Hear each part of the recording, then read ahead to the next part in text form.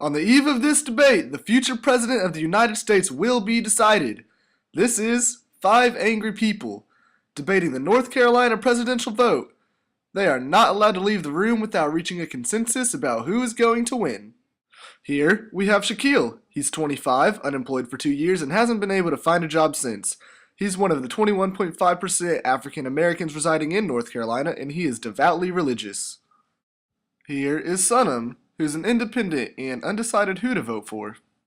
Here's Justin, who is part of the 68.5% white population, deeply concerned about unemployment rate and health care, yet still believes in Obama's message. And here we have Carmen, a married middle-class woman whose family has been hit hard by the recession. And last but not least, here's Miriam. She's a hardcore Republican who believes in Romney's direction for office. She's older and thus represents the older North Carolinian voting stats. Historically, North Carolina has voted Republican up until 2008. Really good. Okay, guys, let's get this over with. Come on. Okay. Who's planning on voting for Obama? Right here. Right here, I am. Romney. Obviously. There's always one on, one out. Give me one good reason why someone would even vote for Romney. Enlighten me. Okay, unemployment rate. That's all Bush's fault. President Obama promised to halve the government's debt and lower unemployment rate, but he's doubled both. North Carolina has one of the highest unemployment rates in the country, 9.7%, coming in 48th overall. And what's Romney going to do that's different, that makes him such a viable candidate? He's a businessman who makes millions of dollars, so he has more experience with money, and he knows what he's doing. He gives more hope in getting us out of this recession. That's true. Obama hasn't delivered in the past 4 years. But what's to say Romney will be any different? Maybe it's just bad timing.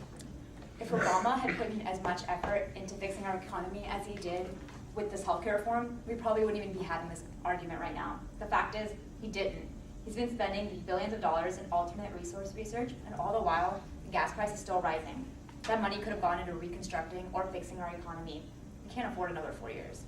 Obama does want to raise the debt ceiling by $1.2 trillion, just worsening the situation. I see what you're saying. Romney would go the other direction completely, and maybe we do need that change of direction. Wait, Obama is promoting his job care bill. It focuses on improving the circumstances of small businesses, teachers, entrepreneurs, struggling families, and individuals. And finally, it's probably going to help rebuild our crumbling infrastructure. That's a $447 billion bill that he plans on raising the money for by raising taxes. It doesn't add up. Okay, let's calm down. Let's not get too heated on this. Okay, let's go on. What other ideas do we want to discuss? Okay, yeah. Speaking of all this energy put into healthcare, I really support Obamacare.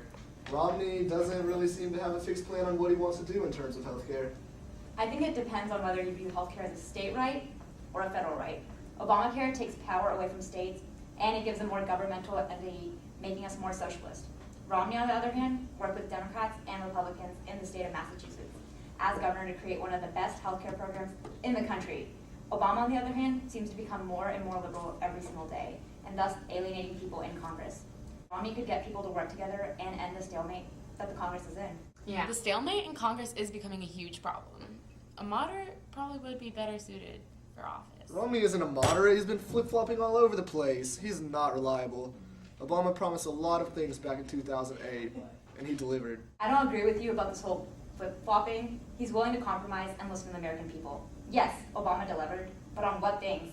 He spent his whole term of office fighting for Obamacare while we wilted it under an economy that's slowly sinking and has steadily rising unemployment numbers. A majority of North Carolinians voted against same-sex marriage, and Obama slapped us in the face when he publicly denounced our decision. He's too liberal and out of touch with the American public.